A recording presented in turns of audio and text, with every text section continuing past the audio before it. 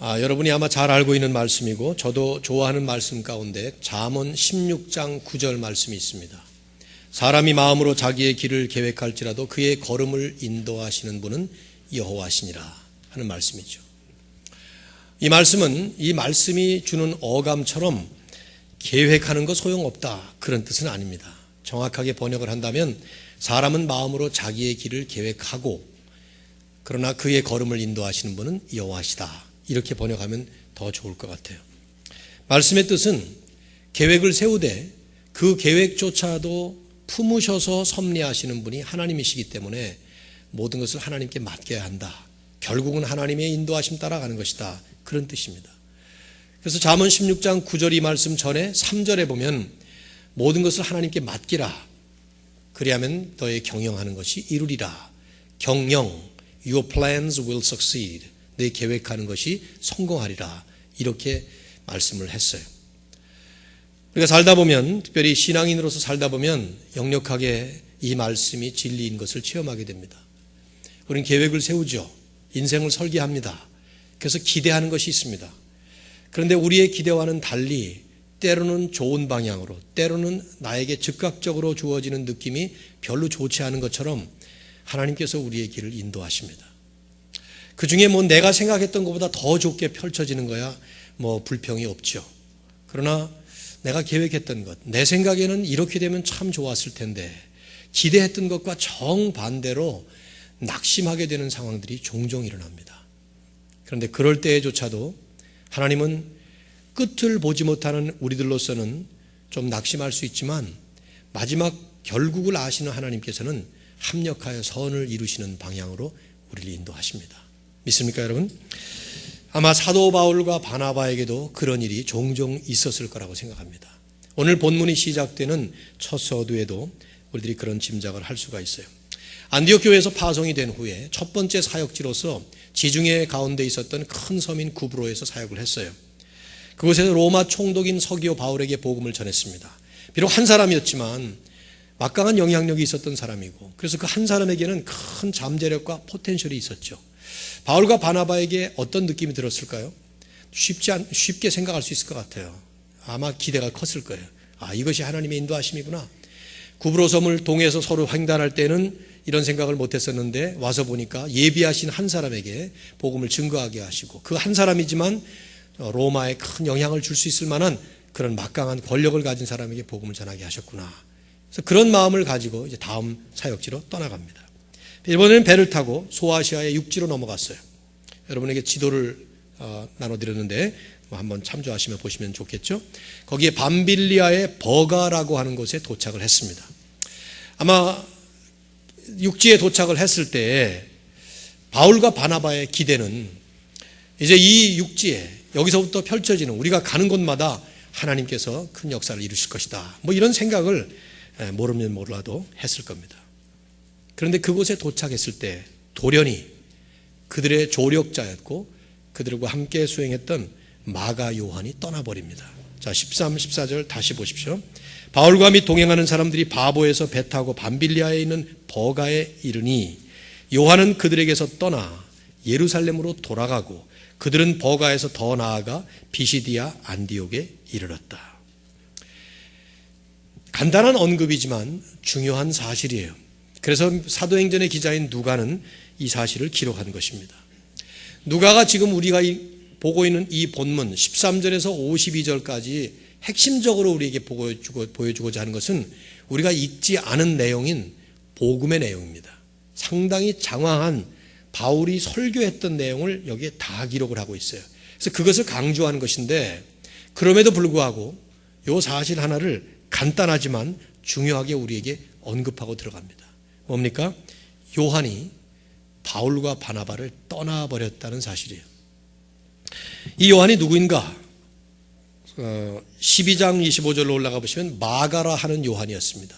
원래 예루살렘 교회에 있었는데 바울과 바나바가 안디옥에서 거둔 구제 헌금을 가지고 예루살렘에 갔다가 돌아왔죠. 그때 예루살렘에서 데리고 온 사람이에요. 골로새 4장 10절을 보면 바나바의 조카라고 나옵니다. 그러니까 바나바가 삼촌인 바나바가 자기의 조카를 거기서 데리고 나온 것이죠. 바울과 바나바는 예루살렘에서 안디옥으로 올 때 이 사람을 데리고 나왔는데 오늘 본문에도 보면은 본문의 그 앞부분에 5절에 가서 보시면은 그를 수행원으로 두었더라 이렇게 말씀을 하고 있어요. 이 수행원이라는 말이 우리말 번역이 참 어렵기 때문에 적당한 단어가 없습니다만은 영어로 하면 헬퍼라는 뜻이에요. 옛날 성경에는 조력자 뭐 이렇게 번역하기도 하고 그랬는데 헬퍼라는 뜻인데 헬퍼라는 말도 정확한 말이 아니에요. 왜냐하면 성경에 보면 구약에 특별히 하나님은 우리의 도움이시니 하는 말이 수없이 많이 나와요. God is my help 이런 말. 근데 그 말은 하나님이 우리의 조수다 그 뜻이 아니에요. 우리가 흔히 헬퍼라 그러면은 사수가 있고 조수가 있는 거죠. 그렇죠. 중요한 사람이 있고 그 사람 따라다니면서 가방 들어주고 뭐 옆에서 뭐 거들어주고 허드렛 일 하는 사람을 조수라 그래요. 근데 그런 뜻의 헬퍼가 아니에요. 이 사람의 도움이 없이는 일이 안 된다는 뜻의 헬퍼란 뜻이에요. 하나님은 우리의 도움이시니 그런 말은 하나님이 내가 사수고 하나님이 조수다 뜻이 아니라 하나님 도움 없이는 우리는 안 된다 그 뜻이에요. 그런 의미에서 이 사람은 이들에게는 중요한 조력자였습니다. 도움이었습니다. 그런데 그 사람이 떠나버린 거예요. 사도행전 15장 38절에 보면 이 마가가 떠난 것 때문에 바나바와 바울 사이에 다툼이 일어나요. 그때 성경은 마가가 바나바와 바울을 버렸다라고 표현했어요. 우리말 성경에는 그냥 떠났다라고 또 번역을 했는데 그게 원래 버렸다는 뜻이에요. 마치 탈령했다 이런 것처럼 해서는 안 될 것을 했다 그런 뜻입니다. 심지어 그 단어는 배신했다라고 번역되기도 했어요. 아무튼 그때 가서 그 말씀을 다시 보는데 2차 선교를 시작할 때에 바울과 바나바가 이 사람 때문에 서로 다투고 갈라서게 될 만큼 이 사람은 중요한 사람이었어요. 그런데 그만 떠나가 버린 것입니다. 안디옥 교회로 돌아간 것도 아니고 아예 예루살렘 자기 본 고향으로 가버렸어요. 신학자들은 성경학자들은 이 부분에서 왜 마가가 여기서 떠났을까 하는 것 때문에 이게 참 궁금하기도 하고 중요하기도 하기 때문에 이유를 밝히려고 무진 애를 쓰죠. 그래서 많은 이유들이 나와요. 몸이 아파서 더 이상 사역을 할 수 없었을 것이다. 그래서 전진을 못했을 거다. 뭐 이런 추측도 하고요. 또 버가에서 그 다음에 이 사람이 떠난 버가에서 사도 바울과 바나바가 간 비시디아 안디옥까지는 타우루스라고 하는 해발 1000m 이상의 높은 아주 험한 지형을 가진 산지였기 때문에 거기로 올라가기가 힘들었을 거다. 그래서 아마 포기했을 거다. 이런 말 하기도 하고 또 심지어는 여기까지는 삼촌인 바나바가 주도권을 가지고 있어서 늘 성경에 바나바와 바울, 바나바와 사울 이렇게 나오는데 이제부터는 바울이 이름이 먼저 나오고 심지어는 바나바 이름이 나오지도 않아요. 그래서 아마 삼촌이 주도권을 잃어버렸다. 그래서 화가 나서 떠났다. 뭐 이런 생각들도 하기도 하고 심지어는 이 사람은 유대교인이었기 때문에 유대교에 충실한 사람이었기 때문에 바울이 이제부터 이방인 복음화 정책을 펼치니까 거기에 못마땅해서 떠났다. 이런 추측도 하고 심지어는 뭐 향수병에 걸려서 갔다. 뭐 이런 말을 하기도 하고 모르죠. 왜냐하면 성경의 말을 안 하니까. 본문을 기록하고 있는 누가는 정작 그 마가에 떠난 이유에 대해서는 관심이 없는 것처럼 기록을 하지 않습니다. 비난하는 기미도 보이지 않아요. 다만 그가 떠났다는 사실만 강조하고 있어요. 즉 강조하는 것은 마가는 이들을 떠났다.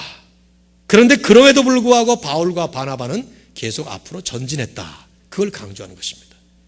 즉 요한은 그들을 떠나버려 예루살렘으로 돌아갔지만 어감을 살려 번역하면 그런 뜻이에요. 그럼에도 불구하고 이들은 버가에서 더 나아가서 비시디아 안디옥까지 이르렀다 하는 것이죠.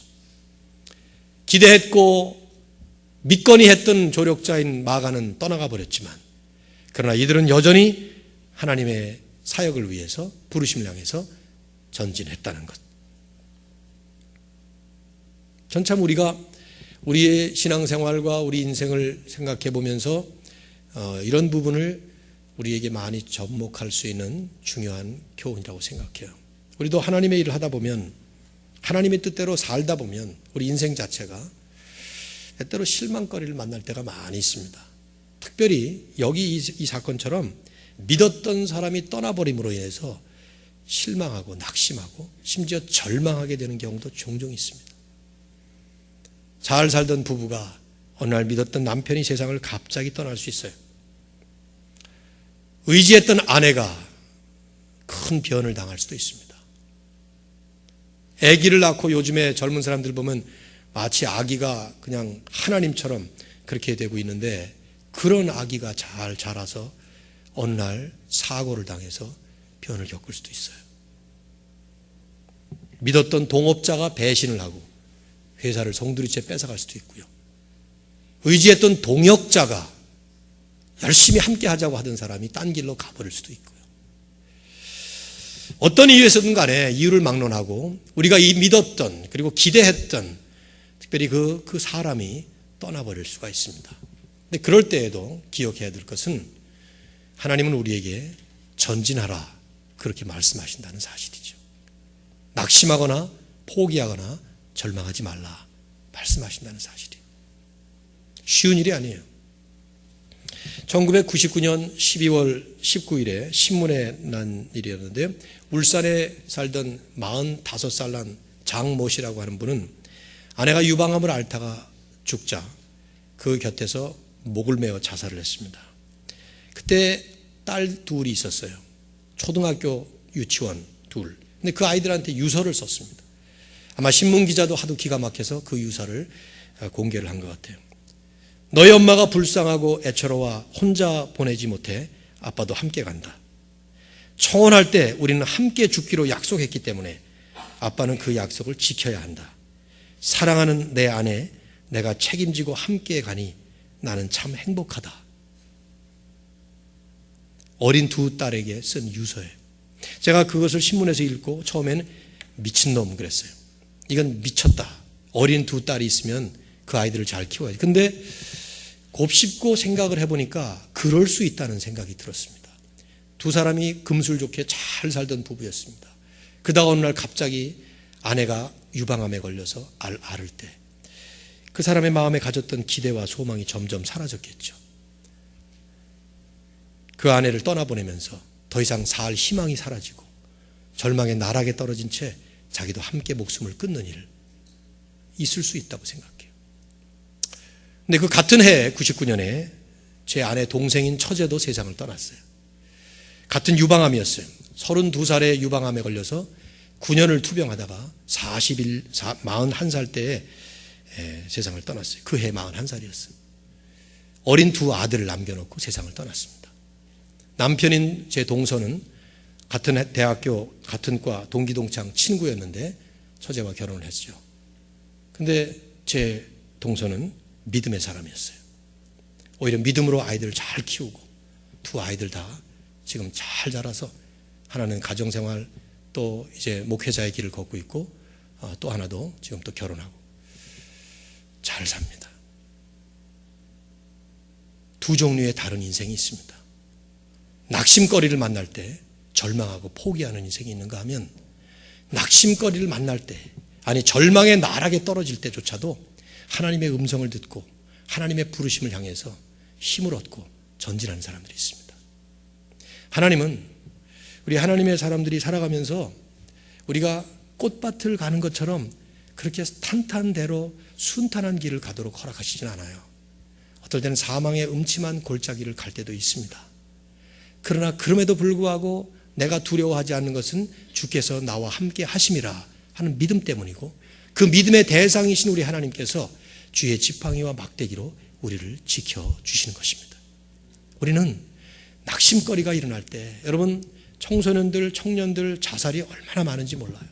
근데 그 자살의 거의 100%는 낙심하기 때문에 일어나는 일이죠. 소망이 안 보이기 때문에 가는 거예요. 더 이상 붙잡을 만한 것이 없기 때문에 가는 것입니다. 근데 그때도 우리가 기억해야 될 것은 우리가 붙잡지 못해도 하나님이 우리를 붙잡고 계시고, 그 하나님이 우리를 붙잡기 때문에 하나님은 우리를 끝까지 인도하시는 것입니다. 그 하나님을 보고 하나님의 손을 잡고 하나님이 부르시는 부름의 현장을 향해서 달려가야 돼요.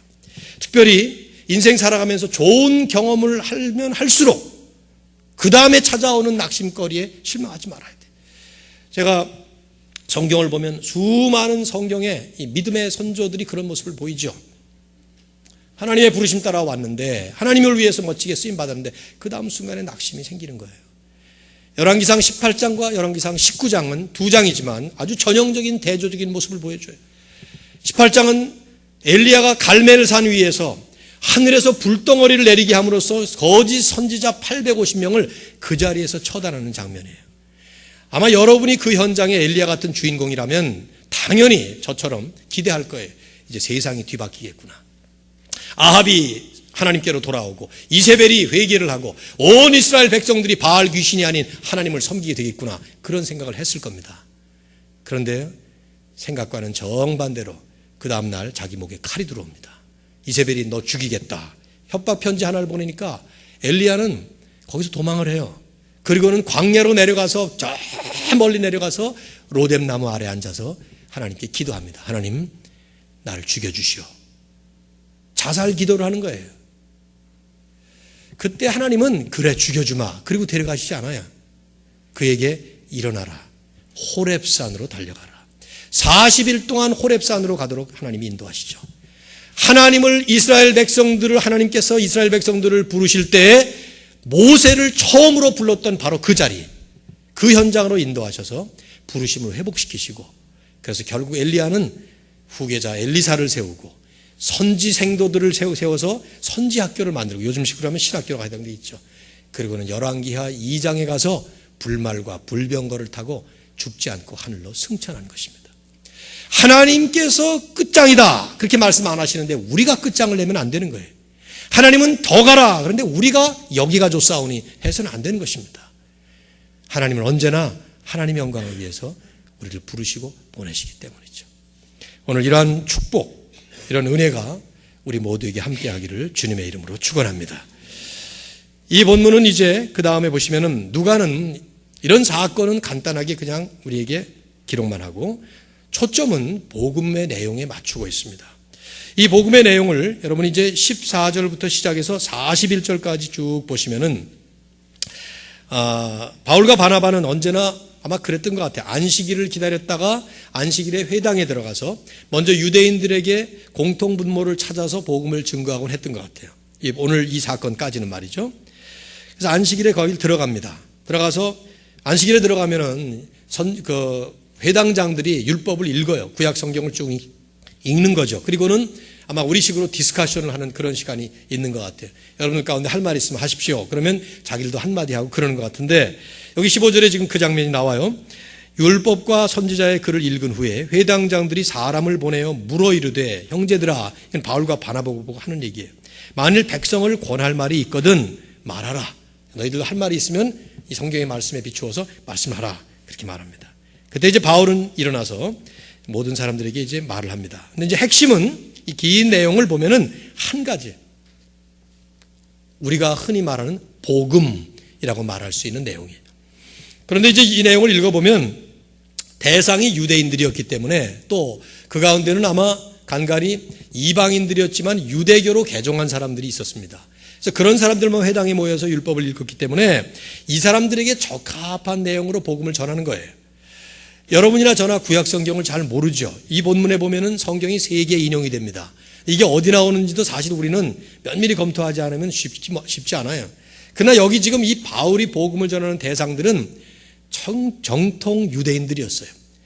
늘 정기적으로 모여서 회당에서 성경을 읽고 율법과 선지자들의 글을 읽으면서 그 말씀을 묵상하는 그런 사람들이었단 말이죠. 그래서 그런 사람들에게 적합한 모습으로 복음을 전하는 것입니다. 그래서 오늘 우리가 이 본문을 보면서 전도 이렇게 하는 것이다, 복음을 이렇게 전하는 것이다 생각할 때는 우리에게 맞게 컨텍스츄얼라이즈를 다시 시켜야 될 겁니다. 대상에 맞게 복음을 전하라 하는 것이 이 본문의 또 한 가지 교훈이라고 보시면 좋겠는데, 이제 긴 본문이기 때문에 제가 짤막짤막하게 그냥 스케치하면서 지나가겠습니다. 여러분이 본문을 그냥 스케치하시고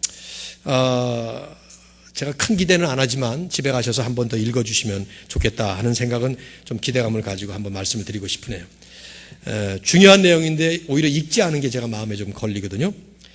17절부터 그 이하를 보시면은 첫째로 바울이 강조하는 것은 하나님께서 이스라엘 역사의 주인이시다 하는 걸 강조해요. 그래서 23절까지 계속 이스라엘 역사를 요약을 하면서 주어는 오직 하나님 한 분만 동사들의 주어를 삼고 있습니다. 17절 보세요. 이스라엘의 백성의 하나님이 우리 조상들을 택하시고 권능으로 인도하시고, 18절 그들의 소행을 참으시고 19절 가나안 7족속을 멸하시고 기업으로 주시기까지 20절 사사를 주셨더니 왕을 구하거늘 그들에게 사울을 주셨다가 22절 다윗을 왕으로 세우시고 증언하셨다. 이 모든 내용들은 하나님께서 이스라엘 역사가 좀 깁니까? 역사를 얘기한다면 얼마나 길게 얘기할 수 있겠어요? 근데 포인트만 얘기하는 거예요. 근데 그 포인트 중에 먼저 지금 시작하는 포인트는 뭐냐면 하나님께서 너희들의 역사의 주인이시다 그래요. 너희들이 매주마다 일주일이면 몇 번씩 회당에 모여서 읽고 묵상하는 그 모든 이스라엘 역사 전체를 담은 구약의 내용은 하나님이 주인이시다 그 말이죠. 그건 이 사람들이 부인할 일이 없어요. 그래서 다윗까지 쭉 연결해서 얘기를 하는 겁니다. 다윗이 이스라엘의 왕 중에 가장 중요한 왕이니까 말이죠. 하나님이 역사의 주인이시다. 이건 우리도 마찬가지 아닙니까? 그것이 믿음의 첫 입문이 아니겠어요? 내가 내 인생의 주인이다라고 믿는 것은 하나님을 모르는 삶의 고백이고 하나님이 내 운전대를 잡고 계시다. 역사의 운전대를 잡고 계신 하나님께서 내 인생의 주인으로 또 역시 하고 계시다. 이걸 믿고 마음을 열 때 우리에게는 믿음의 문이 활짝 열리게 되는 거예요. 근데 중요한 것은 그 다음 두 번째예요. 이 역사의 클라이막스에 하나님은 예수 그리스도를 오게 하셨다는 겁니다. 자, 23절이 그 말씀이에요. 다음 주 암송입니다. 다 같이 읽어보시죠. 시작. 하나님이 약속하신 대로 이 사람의 후손에서 이스라엘을 위하여 구주를 세우셨으니 곧 예수라. 바울은 쭉 역사를 요약을 하면서 설명을 하다가 다윗 왕에 이르렀을 때 즉각적으로 터닝을 하면서 하나님이 약속하신 대로 이 사람 다윗의 후손에서 너희들이 그렇게 바라던 메시아를 오게 하셨다는 거예요. 역사의 절정에 예수 그리스도를 오게 하셨다 이 말이죠. 즉 이스라엘의 모든 역사는 바로 이 그리스도를 초점으로 그리스도를 중심으로 아니 그리스도를 정점으로 움직였다는 거예요. 마치 태양계 속의 9개의 항성들이 태양을 중심으로 돌듯이 하나님은 모든 역사를 총괄해서 예수 그리스도라고 하는 메시아를 중심으로 그분을 초점으로 그분을 절정으로 이루어 가셨다는 것이죠. 지금 이 말씀을 듣고 있었던 사람들은 예수님께서 돌아가신 지 얼마 안 돼요. 부활하시고 승천하신 지 얼마 안 되는 거죠. 우리는 2000년이 지났지만 그러니까 이들의 입장에서 먼저 이 본문을 보셔야 되는 거죠. 그렇다면 그 예수님은 어떤 일을 하셨길래 그토록 위대한 사람이냐? 바울은 두 가지 위대한 구원 역사를 설명합니다. 뭐겠어요? 두 가지 구원 역사가 짐작해 보시면 십자가와 부활이겠죠. 사도행전에 일관성 있게 말씀하는 게 그거예요. 십자가, 죽으심, 부활, 다시 사심. 근데 그 얘기를 24절부터 37절까지 하면서 사도 바울은 이분들이 알아들을 수 있는 얘기를 하는 거예요. 방금 전까지 있었던 소문이 자자했던 세례 요한의 얘기를 합니다. 근데 그 세례 요한의 소문을 여기까지 아마 들었을 거라고 생각해서 세례 요한이 살아있을 때 내가 메시아가 아니라 내 바로 뒤에 오시는 그분인데 나는 그분의 신끈도 풀기에 합당치 못한 가장 미천한 종에 불과한 그만한 메시아시다. 구원자시다. 그 얘기를 하면서 그분을 위해서 그토록 많은 선지자들이 얘기했건만 27절 선지자들의 말을 너희들이 안식일마다 외우는 그 바로 그분이 오셨건만 너희들은 오히려 그 예수를 정죄하여 죽여버리고 말았다. 그런데 그것이 성경에 예언된 사실이다. 그 얘기를 합니다. 그래서 성경 세 군데를 인용해요. 먼저 첫 번째는 33절에 보시면 시편 둘째 편이 나와요. 2편 7절이죠. 너는 내 아들이라 오늘 너를 낳았도다. 우리 복음성가에 보면 이 가사가 나오는 찬송이 있죠. 너는 내 아들이라 그거 있잖아요. 근데 그 가사는 잘못된 가사예요. 사실은 우리가 하나님의 아들이라고 말씀하신 가사가 아니고 시편 2편 7절에 예수 그리스도 메시아닉 싸움이라 이 말이에요. 그러니까 예수님이 하나님의 아들이시라는 사실을 선포한 건데 물론 그 다음에 이제 우리는 하나님의 양자가 되었죠. 그러니까 우리도 아들이라는 건 맞는데 그것이 직접적인 첫 번째 의미는 예수 그리스도를 지향하는 메시아적 시편이라 이 말이에요. 그 얘기를 하는 거예요. 그러니까 이스라엘 백성들이 계속해서 이 시편을 외우고 시편을 낭송하고 그러는데 너는 내 아들이라. 이게 누구냐? That's him. 바로 예수님이다 이 말이에요. 그런데 너희들이 죽였다. 십자가에 달아서. 그 얘기를 하는 것이죠. 그러나 너희들이 죽인 그 예수는 죽음으로 끝나지 않았다는 거예요. 그래서 이사야 55장 3절에 이 34절에 보시면은 또 하나를 거기에 인용을 합니다. 내가 다윗의 거룩하고 밑부는 살을 너희에게 주리라 하였으니 다윗의 거룩하고 밑부는 사, 밑부다라는 말이 참 믿음직스럽다 그런 말인데 은사라는 말이 중요해. 선물이란 뜻입니다. 다윗의 기프트를 너에게 주었다. 다윗을 통해서 그의 후손에서 메시아가 나온다고 하는 그 선물을 바로 이 예수님을 통해 주신 것이다. 근데 왜 다윗을 얘기합니까? 또 다른 시편 35절에 보면 시편 16편 10절에 그런 얘기를 했습니다. 다윗이 주의 거룩한 자로 썩음을 당하지 않게 하시리라. 이 다윗이 한 얘기예요.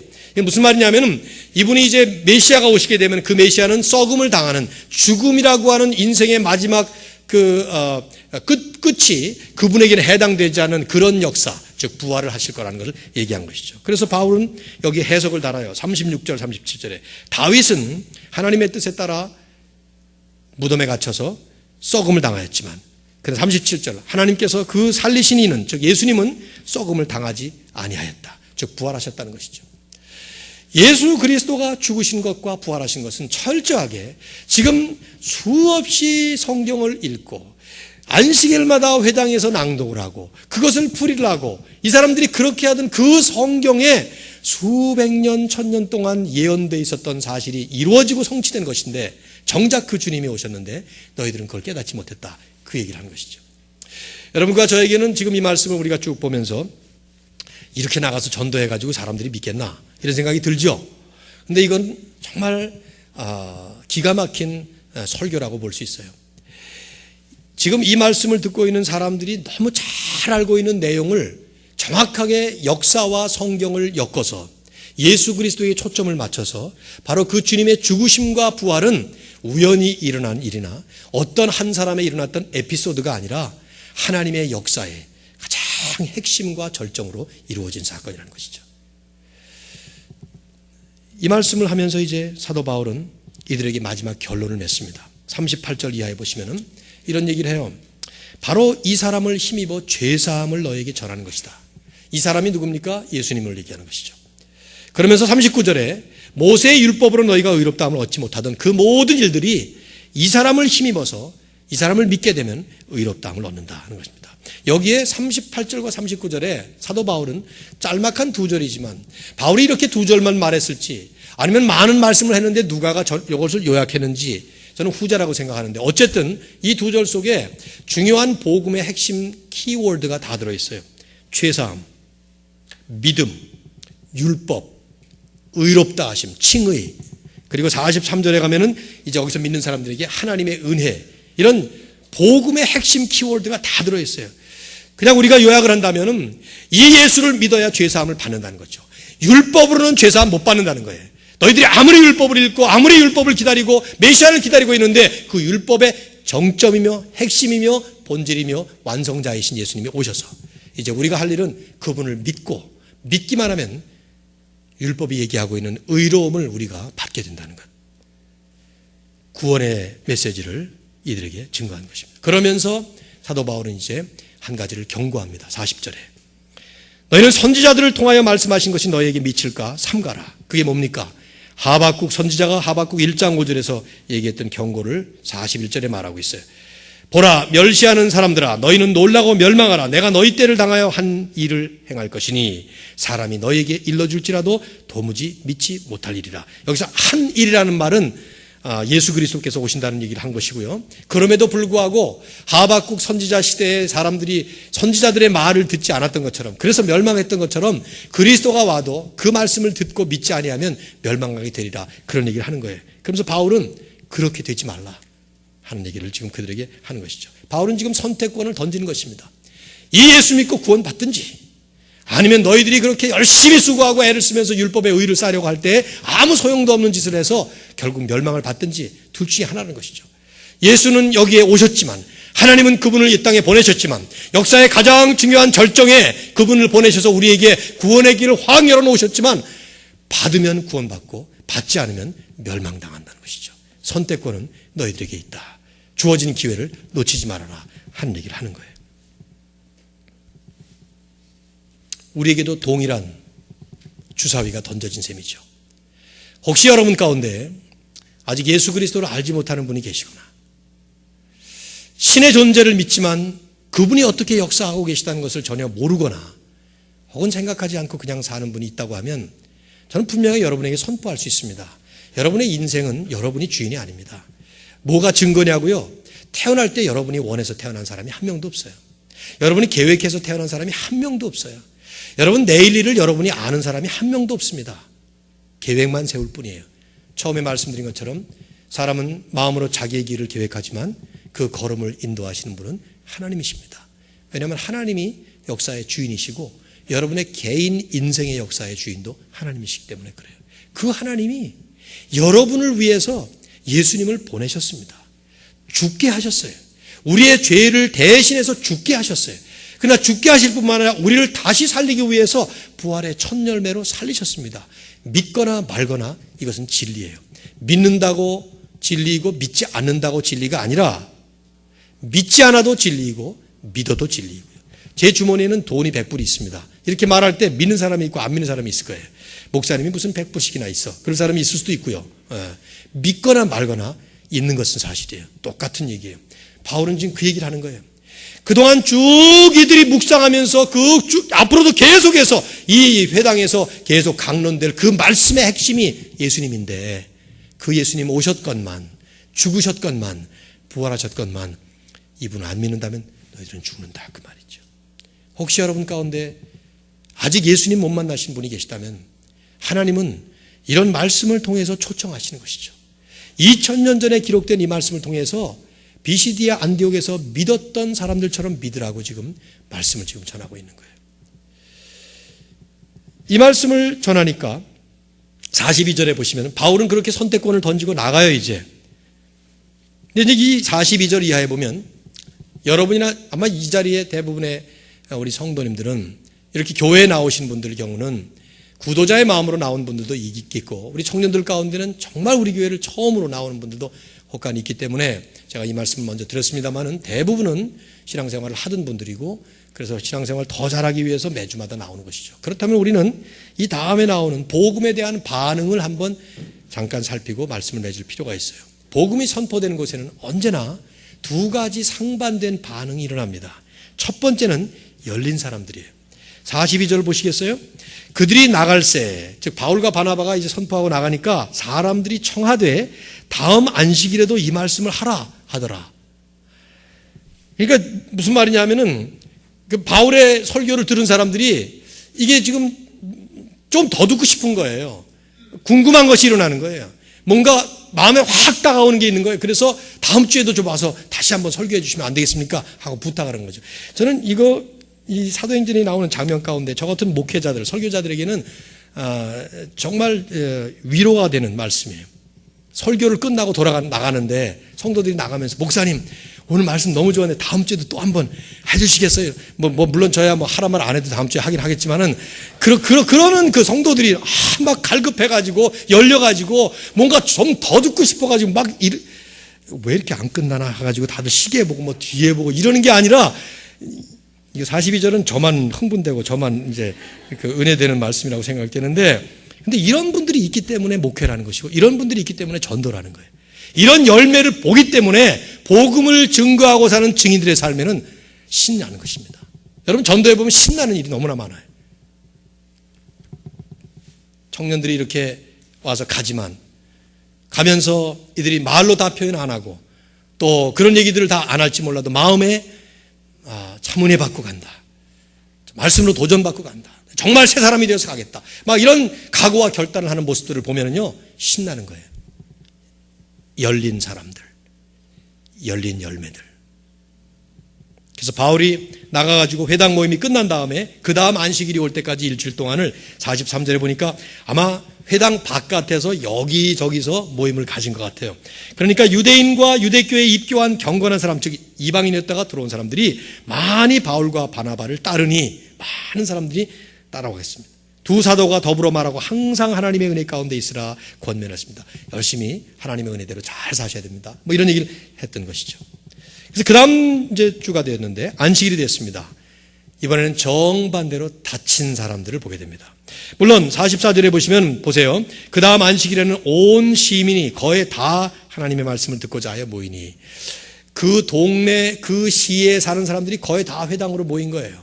생각해 보십시오. 매주마다 안식일이 되면은 회당장이 사람을 불러 모으고 오늘도 몇 명 안 와가지고 시간이 됐는데도 아직도 사람들이 시작 안 돼서 시작도 못하고 이러는 모습으로 가졌을 텐데, 아니 어디서 뜨내기 같이 거렁뱅이 같은 두 사람이 와가지고 뭐 예수 어찌고 저쩌고 하고 나니까 온 시내 사람들이 다 모였으니 여러분이 회당장이라면 기분이 어떻겠어요? 네? 돌겠죠 아마. 45절 보십시오. 유대인들이 그 무리를 보고 시기가 가득하여, 시기, 질투, 분노 이런 게 확 올라오고, 그래서 바울이 말하는 것을 반박하고 비방하고는, 제 생각에는 바울이 설교를 제대로 못했을 것 같아요. 뭐라고 말하려고 그러면 반박하고, 말하려고 그러면 비방하고, 계속 말을 끊어서 진전을 못하도록. 제가 설교를 이렇게 하고 있는데 신천지, 그러니까 누가 여기 사람을 하나 심어놓고 나서 계속 일어나서 뭘 반박하고 그러면 할 수 있겠냐 말이지. 못한다 말이야. 그런 분위기가 벌어진 거예요 지금. 근데 그때 바울과 바나바가 그들에게 담대히 말합니다. 46절. 하나님의 말씀을 마땅히 너희에게 먼저 전할 것이로되, 즉 유대인들인 너희들에게 먼저 전해야 되겠지만 너희가 그것을 버리고 영생을 얻기에 합당하지 않은 자로 자처하기로 우리가 이방인에게로 향하노라. 이제 우리는 이방인들에게로 간다, 이런 말을 합니다. 여기서부터 이제 바울과 바나바는 이방 세계를 향해서 더 적극적으로 가는 데마다 이방 세계를 가요. 그런데 그렇다고 해서 유대인의 회당에 안 들어가지 않아요. 그러나 그들의 궁극적인 핵심 방향은 이제 이방인들에게 가는 것이었죠. 얼른 생각하면 어떻게 이럴 수 있나? 좀 더 열심히 잘 유대인들을 또 복음을 전하고 그랬어야 되는데, 그것은 성경에 예언된 일이었기 때문에 그래요. 47절. 주께서 이같이 우리에게 명하시되 내가 너를 이방의 빛으로 삼아 너로 땅끝까지 구원하게 하리라 하셨느니라. 이 말씀은 이사야 49장 6절에 이미 나온 말씀이에요. 근데 바울을 하나님께서, 예수님께서 다메섹에서 부르실 때에 그때 내가 너를 이방인을 위하여 택한 나의 그릇으로 삼겠다, 그런 말씀 하셨죠. 그래서 바울은 여기에 연결을 시킨 거예요. 이 말씀을 듣자 이방인들은 신났지 않겠어요? 48절에 이방인들이 듣고 기뻐하여 하나님의 말씀을 찬송하며 영생을 주시기로 작정된 자는 다 믿더라. 영생을 주시기로 작정된 자가 누군지 우리가 어떻게 알겠어요? 그러나 누가가 볼 때 믿은 사람들을 놓고 그렇게 표현한 것이죠. 그 말 안에 예정론이 들어있습니다. 긴 얘기를 제가 할 수는 없을 것 같고요. 영생을 얻기로 작정된 자, 하나님이 주시기로 작정된 자가 있어요. 우리는 누군지 몰라요. 그래서 누구에게나 다 복음을 전해야 되지만 믿는 사람들은 오직 그분들만 믿게 되는 것이죠. 그때 다시 유대인들이 그 시내에 있는 사람들을 선동을 했어요. 50절에 보면은. 그리고 바울과 바나바를 박해하면서 쫓아냈습니다. 그래서 두 사람은 티끌을 떨면서 이고니온이라고 하는 다른 지역으로 향합니다. 복음서에 보면은 마태복음 10장 14절, 마가복음 6장 11절, 누가복음 9장 5절에 누구든지 너희를 영접도 아니하고 너희 말을 듣지도 아니하거든 그 집이나 성에서 나가 너희 발에 먼지를 떨어버리라 하는 예수님의 말씀이 있어요. 이 말을 한 번 전도했는데 안 믿으면 가버려라, 그 뜻은 아닙니다. 명백하게 복음을 거부하거나 복음의 이 수령 대상이 아닌 거라고 마음에 확신이 들게 되면 오히려 너무 거기 있지 말고 발에 먼지를 떨어버리라 하는 것은 관계를 끊어버리라, 그런 말하고도 같은 말인데 그렇게 하고 다른 곳으로 가라는 거예요. 이거는 그 한 영혼을 불쌍히 여기지 말라는 뜻이 아니에요. 이걸 잘못 이해하면 안 됩니다. 바울과 바나바처럼 성령 충만해서 어떤 사람이 복음을 받는 사람이고 어떤 사람이 강력하게 거부하고 오히려 적대하는가 하는 것을 분명히 판단을 해서 내가 가진 복음이 너무 소중한 것을 알기 때문에 정해진 시간과 제한된 환경에서 그 복음을 받을 만한 사람에게 전하라, 그 뜻이에요. 그런 의미에서 거룩한 것을 계획해 주지 말며 진주를 돼지 앞에 던지지 말라 하는 말씀도 예수님은 하셨던 것이죠. 우리가 어떤 때 복음을 전하다 보면 전도지, 선교지 이런 데 가서 하다 보면은 강력하게 복음을 거부하거나 아예 거기서는 정말 나를 소모시키고 소진시킬 수밖에 없는 그런 환경이 일어날 때가 있습니다. 그럴 때 어떤 경우에는 이 주님의 말씀에 따라서 사역지를 옮길 수도 있고 또 복음을 받아야 될 사람들 향해서 다시 찾아가야 될 그런 경우가 있다, 이 말이죠. 바울은 그렇게 간 거예요. 이 말씀을 보면서 이제 우리는 결론을 맺습니다. 저는 두 가지로 결론을 맺고 싶어요. 첫째는 혹시 여러분 가운데 복음을 거부하는 사람들이 있다면 이 본문의 사건은 이런 교훈을 우리에게 안겨줍니다. 복음을 거부하면 복음은 더 이상 머물러 있지 아니하고 다른 곳으로 흘러갑니다. 지금 여기 바울과 바나바가 보여준 것처럼 예수님도 사역하실 때 복음서를 보면 가버나움 같은 지역에서 거부를 당하시자 다른 곳으로 떠나십니다. 성경은 분명하게 증거하기를 마태복음 13장 58절에 저희의 믿지 않음을 인하여 거기서 많은 능력을 행치 아니하시니라. 믿지 않으면 주님은 떠난 거예요. 믿지 않으면 복음은 다른 곳으로 가는 거예요. 그 말은 무슨 말입니까? 기회 놓치면 다시 얻기 어렵다 이 말이죠. 복음을 거부할 때 일어나는 비극적인 현상이에요. 복음은 흘러갑니다. 지금 전 세계적으로 볼 때 이걸 세계적인 추세 속에 보면은 복음이 거부당하는 곳에 계속 복음은 머물러 있지 않아요. 복음을 필요로 하는 곳으로 갑니다. 마치 스폰지가 물을 빨아들이듯이 복음을 빨아당기고 있는 곳을 향해서 가고 있어요. 그것이 세계 복음화의 흐름이에요, 지금. 두 번째는 복음을 전하는 사람들에게 주는 마지막 교훈이에요. 복음이 거부될 때는 주님의 인도하심을 잘 판단할 필요가 있다 하는 것이죠. 47절에 이방의 빛으로 삼아서 한 선교지에서 복음이 강하게 반발을 받을 때 사도 바울은 다른 곳을 향해서 발걸음 옮기는 모습을 보여주죠. 제가 저번에 그런 얘기를 했죠. 말레이시아에서 10년을 사역했지만 한 사람의 회심자를 얻지 못하는 그 사람을 향해서 그 밸런스 있는 말씀을 드렸어요. 그분이 눈물 흘리면서 10년을 여기서 고생했는데 한 명도 회심자를 얻지 못했습니다.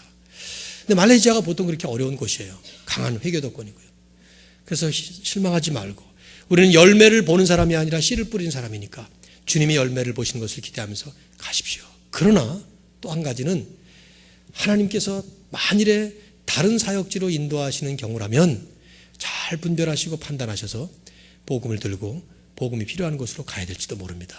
그건 선교사님이 판단을 내리셔야 할 일입니다. 그렇게 권면을 했던 적이 있습니다. 오늘 사도 바울과 바나바가 비시디아 안디옥에서 복음을 전하고 52절은 우리에게 소망을 안겨주는 말로 끝나잖아요. 제자들은 기쁨과 성령이 충만하니라. 바울과 바나바는 비록 그곳에서 모든 시내 전체를, 비시디아 안디옥은 큰 도시예요. 그 시내 전체를 회심시킬 수 있는 기회였다고 생각했는데 유대인들의 반대로 쫓겨나가지만 그러나 그것이 끝이 아닌 것을 성경은 우리에게 기쁨 충만, 성령 충만한 제자들의 모습을 통해서 결론을 맺죠. 다음 주는 우리 교회가 45주년 창립 기념하는 날이에요. 임마누엘 교회는 45년을 이 빌라델피아 지역에서 사역을 했습니다. 이민교회 초창기에. 이 지역에서만 32년을 있었습니다.